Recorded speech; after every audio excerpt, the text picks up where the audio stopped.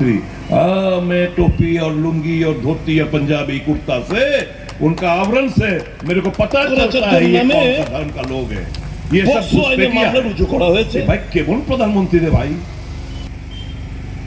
দেশের মানুষের মধ্যে ধর্মের নামে জাতপাতের নামে তাদের মধ্যে বিভাজন করবে। मैं टोपी और लुंगी और धोती या पंजाबी कुर्ता से उनका आवरण से मेरे को पता चलता है ये कौन सा धर्म का लोग है। ये सब बीजेपी है।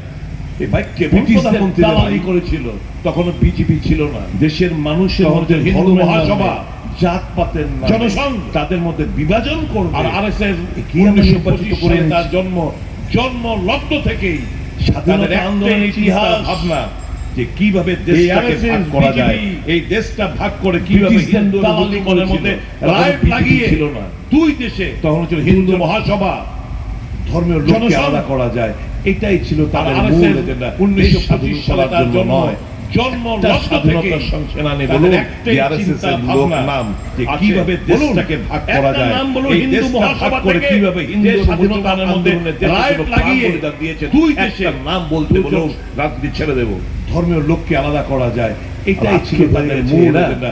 দেশ স্বাধীন করার জন্য নয়, দেশের ব্রিটিশদের স্বাধীনতা সংসেনানি বলুন যে আরএসএস এর লোক নাম জেপি নাড্ডারা, হেমন্ত বিশ্ব শর্মারা, এরাই শেষ কথা বলবে সনাতনীদের।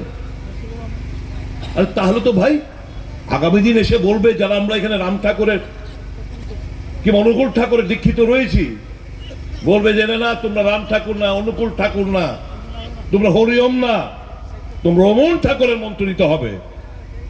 এটা কোন ধরনের হিন্দুত্বর প্রচারেরা করে বেড়াচ্ছেন?